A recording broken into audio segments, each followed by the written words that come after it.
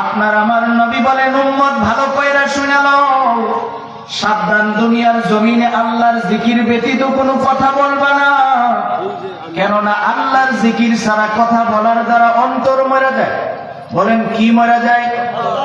আপনার আমার নবীজি বলেন, শোনো, আল্লাহ রাব্বুল আলামিন যখন আমাকে মেরাজে নিয়ে গেলেন, এক পর্যায়ে জিবরাইল আমাকে বলেন, ইয়া রাসূলুল্লাহ,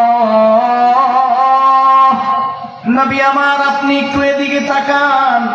জিবরাইল কয়, আমি তাকায় দেখি একজন সুদর্শন মানুষ দাঁড়িয়ে আছে, যার চেহারাটা এত সুন্দর, দেখতে এত সুন্দর দেখা যায়। আমি জিবরাইলকে বললাম, জিবরাইল, ইনি কে দাঁড়িয়ে আছে? জিবরাইল কয়, রাসূল আপনি চিনেন নাই, ইনি আপনার একজন উম্মত। এবার নবীজি ভালো করে নজর করলেন। আপনার আমার নবী বলেন, উম্মত শোনো, আমি তাকে দেখি এই সুন্দর মানুষটা যে দাঁড়িয়ে আছে, তার জবানের ভিতরে জিহ্বা হলো দুইটা। আমাদের জিহ্বা কয়টা? জোরে বলুন না, কয়টা? একটা। রাসূল কয়, আমি দেখলাম তার দুইটা জিহ্বা দুই দিকে ঝুলা রয়েছে, কুকুরের জিহ্বার মতো নিচের দিকে জোড়া, একেবারে আগুনে পুড়ে যেমন লাল হয়ে যায় এমন টকটকে লাল হয়ে আছে। জিহ্বা দিয়ে পচা দুর্গন্ধযুক্ত পানিগুলি জমিনে পড়ছে। আল্লাহর রাসূল কয়, জিবরাইল, বলো না, মানুষটারে এমন সুন্দর দেখা যায়, কিন্তু জিহ্বাটার থেকে এমন বেশি পানি কেন পড়ে? এবার জিবরাইল কয়, রাসূল আপনি জানেন না, আপনার উম্মতের ভিতরে ওই মানুষটা ওই উম্মত যিনি এক জায়গায় গিয়ে কথা বলতো যে হ্যাঁ আমি তোমার সাথে আছি। ইমাম সাহেবের সামনে এলে কয়, হুজুর আপনার মতো ভালো মানুষ আর নাই। আবার শাস্ত্র নেব একই মোল্লা মানুষ, তারা তো মানুষের কাতারই পড়ে না। এমন লোক আমাদের সমাজে আছে কিনা? জোরে বলুন না। সামনে পড়লে এক রকমের কথা বলে, পিছনে যায় আরেক রকম কথা বলে, আছে কিনা? আল্লাহর রাসূল কই, শোনো, দুনিয়ার জমিনে তুমি জবানটা চালানোর সময় সাবধান হয়ে যাও। ইতিহাস তালাশ করে দেখেন, মক্কার জমিনে মুশরিকরা যখন নবীকে বিভিন্ন প্রকারের কষ্ট দিতে শুরু করলেন, এক পর্যায়ে সাহাবায়ে কেরাম হিজরত করে করে বিভিন্ন দেশে যাইতে শুরু করলেন।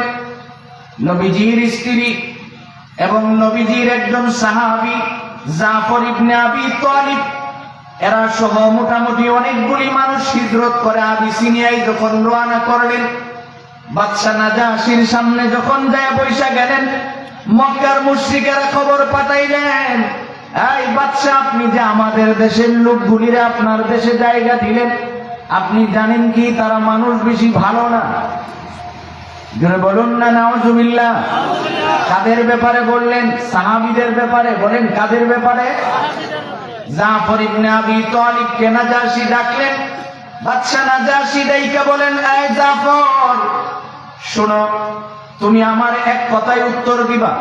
তোমরা যার কথাগুলি মানো, যাকে নবী বলে স্বীকার করো, তার ব্যাপারে কিছু প্রশ্ন আমার আছে। এক কথায় উত্তর দিবা, আমাকে বলো না তার চরিত্র কেমন, তাকে দেখতে কেমন দেখা যায়, তার আচার আখলাক কেমন।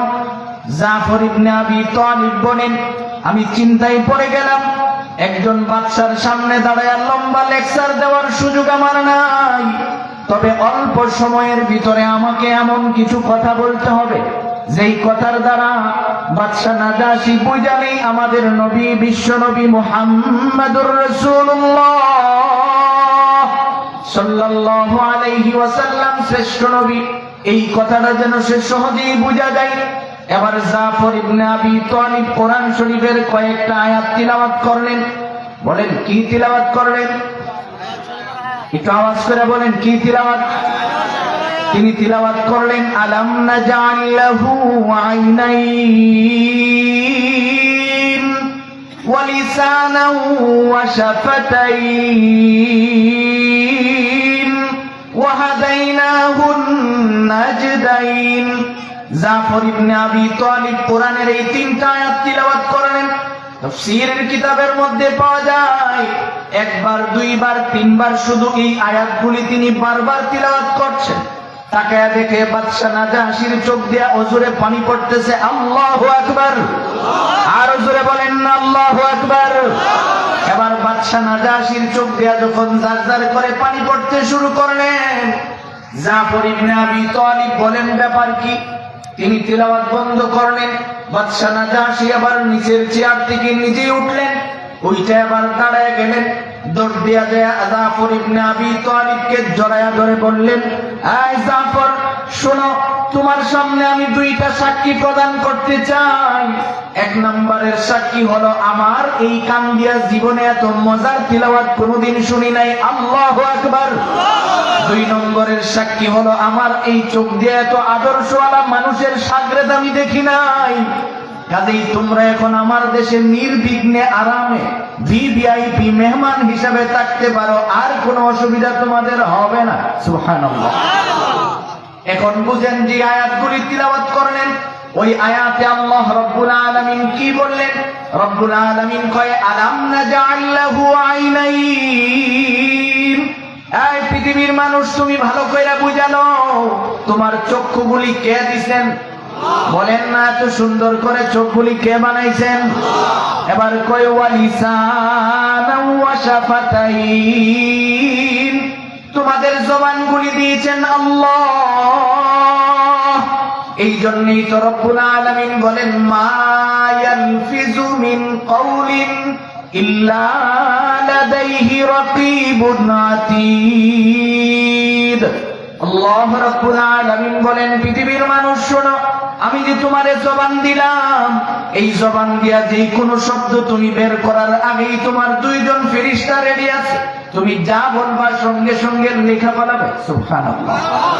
এখন বলেন তো যে আপনি আপনার